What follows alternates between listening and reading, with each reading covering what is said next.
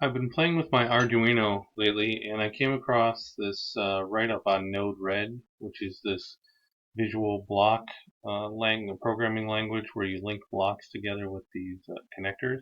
And it looked interesting to me, so I started reading a little bit more about it.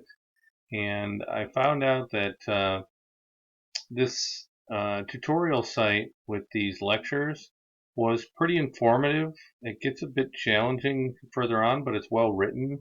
And in the beginning, it actually, you can follow it and sort of follow along. One of the things that it mentions is a site called Fred. And Fred is a web hosted site for Node-RED. This is what Fred looks like. It took me probably a half hour or 45 minutes to sort of figure out what to do.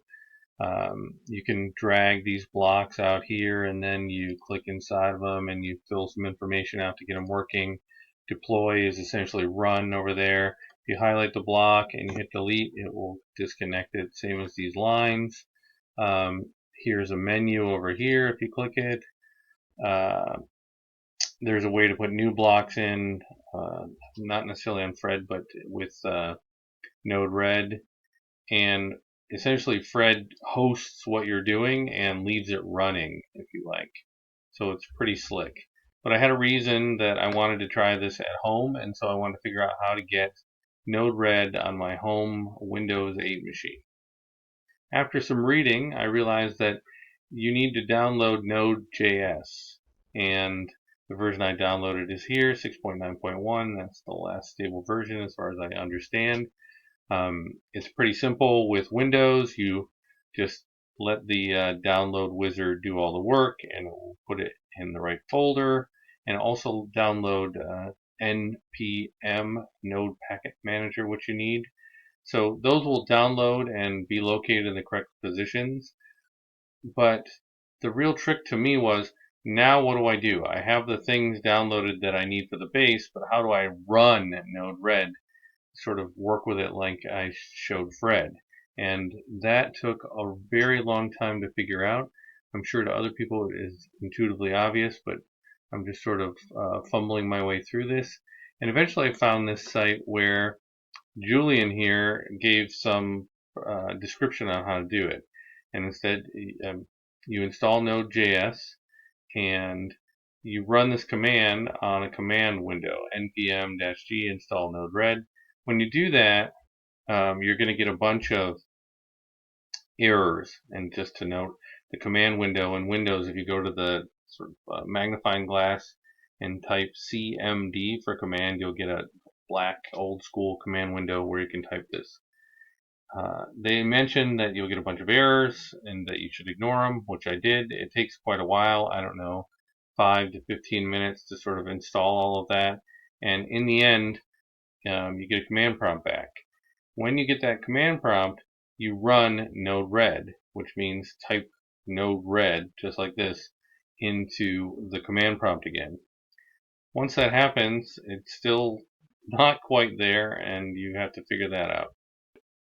I forgot to mention that you can check if you have the correct version, or that node downloaded. You can see that I have the version that I said I was downloading. And you can check the version for NPM.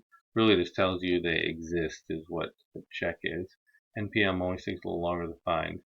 And then, so I downloaded Node.js, which came with an NPM. I ran the script I just showed you, and now I'm ready to run Node-RED. There was a lot that went on before this.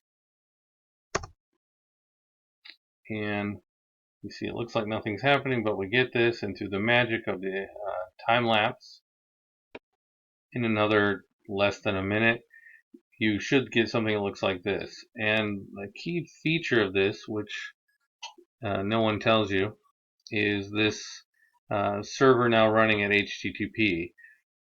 What you need out of this is this 127.0.0.1:1880 /. And what you do is you put that in a browser. And when you type that in a browser, what you'll get is something that looks like this. Now I'm on flow 2, and a flow is just a bunch of connected blocks. And I've been messing around in flow 1. And I did get on the first day to sort of make a Twitter watcher that would email my account, although it sort of spammed my email. There were so many emails.